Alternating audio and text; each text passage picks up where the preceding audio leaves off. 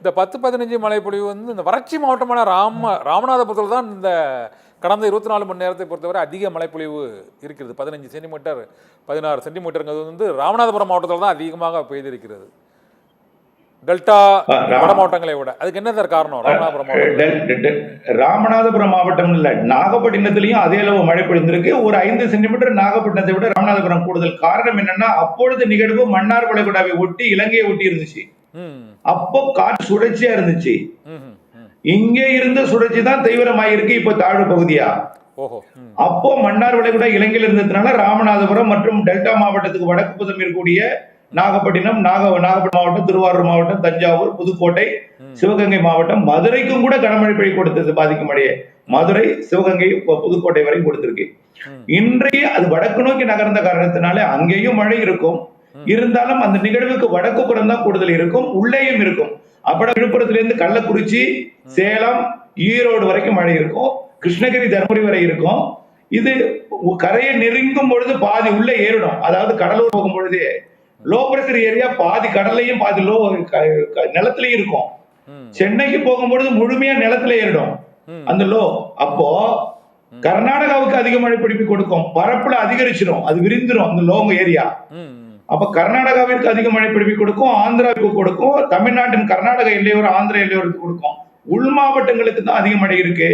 நாளை அதிகாலை நல்ல மழை இருக்கும். மீண்டும் நாளை மதியத்துல இந்த நிகழ்வு உள்ளே நகரும் பொழுது, கரையை கடக்கும் பொழுது மாலை இரவுல நாளைக்கும் நல்ல மழை பொழிவை உள் மாவட்டங்களுக்கு கொடுக்கும். கர்நாடகா, ஆந்திர எல்லையோர ஆந்திர பகுதி, தெற்காந்திரா, வடகடலோர மாவட்டங்களுக்கு. இந்த வட மாவட்டங்களை பொறுத்தவரை நாளை காலை வரை இந்த மழைப்பொழிவு இருக்கும், மதியத்திற்கு மேல் இருக்காது என்று கூட. ஆனால் அடுத்தடுத்து இந்த காற்றழுத்த தாழ்வு பகுதிகள் இந்த வடகிழக்கு பருவமழை தொடக்கத்திலேயே, இது வழக்கமாக நவம்பர் மற்றும் டிசம்பர் மாத இறுதியில் தான் இது போன்ற காற்றழுத்த தாழ்வு பகுதிகள் அடுத்தடுத்து உருவாகும். இந்த முறை தொடக்கத்திலேயே இத்தனை காற்றழுத்த தாழ்வு பகுதிகள் உருவாவதற்கு என்ன சார் காரணம்?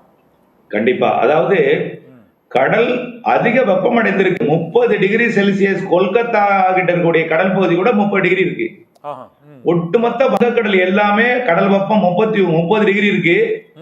26.5 டிகிரி செல்சியஸ் வெப்பம் இருந்தாலே ஒரு தாழ்வு நிலை, காற்று சுழற்சிகள், ஒரு தாழ்வு அமைப்புகள் உருவாக சாதகம். ஆனால் அதை விட கூடுதலாக ஒரு 3.5 டிகிரி கூடுதலா இருக்கு. ஒரு இடத்துல மட்டும் இல்ல, அந்தமான்ல என்ன வெப்பமோ கொல்கத்தா கரையோரமா தான், தமிழ்நாட்டின் கரையோரமா தான், இலங்கை வட்டாரம் அதே தான், சுமத்ரா தீவும் அதே தான், நெல்லடுக்கோட்டும் அதே தான், குமரி கடல் அதே தான், அரபிக்கடலும் 30 டிகிரி. ஓமன் கரையோரத்துல மட்டும்தான் 28, 29 இருக்கு. அதனாலதான் அங்க போய் செயலிழந்து விடுகிறது அந்த கரைக்கு போகாம. இதுவும் அங்க போகாம இருக்கு, அங்க மட்டும்தான் கம்மியா இருக்கு. அதனால இந்த அதிகமான வெப்பம் உருவாகி இருக்கிற காரணத்தினாலே கடல்ல எளிதிலே ஒரு தாழ்வு அமைப்புகள் உருவாகும், விரைவிலே தீவிரமடையும்.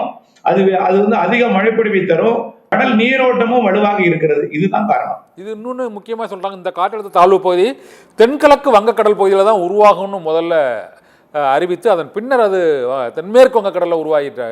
இது திடீர் இந்த மாற்றம் ஏற்பட்டதுனால தான் இந்த காற்றழுத்த தாழ்வு பகுதியை வந்து எந்த பகுதியை நோக்கி நகர்கிறது, இந்த மழைப்பொழிவின் அளவை கணிக்க முடியல அப்படின்னு ஒரு கருத்து சொல்றாங்க. அது எந்த அளவுக்கு அதுல சார்? அதாவது அந்தமானோட தெற்கு பகுதியில தென்கிழக்கு வங்கக்கடல் பகுதியில ஒரு காற்று சுழற்சி உருவாயிருந்துச்சு. சரி, நம்முடைய தென்மேற்கு வங்கக்கடல் பகுதி தமிழ்நாட்டை ஒட்டியும் ஒரு வளிமண்டல சுழற்சி உருவாயிருந்துச்சு. ரெண்டு வேற வேற. இந்திய வானிலை ஆய்வு நிறுவனத்தோட கணிப்பு எதுவாக இருந்ததுன்னா, இரண்டும் ஒன்றாக, இது கிழக்கு நோக்கி நகர, அது மேற்கு நோக்கி நகர, இரண்டும் தெற்கு மத்திய வங்கக்கடல்ல ஒரு தாழ்வு பகுதியாக உருவாகி அது மண்டலமா உருவாகி தமிழ்நாட்டின் கரையை நெருங்கும் அப்படின்னு எதிர்பார்த்திருந்தாங்க. ஆனால் தென்கிழக்கு வங்கக்கடல் இருக்கக்கூடியது அங்கேயே காற்று சுழற்சியா இருக்கு.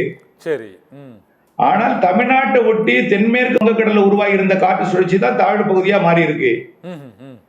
இதுதான் திடீரென்று மாறியதன் காரணமா தென்மேற்கு வங்கக்கடல்ல உருவானது எதிர்பாராத விதமாக தென்மேற்கு வங்கக்கடல் உருவான காரணத்தினால்தான் திடீர் மழை ராமேஸ்வரத்துக்கு கொடுத்துச்சு, டெல்டாவிற்கு கொடுத்தது.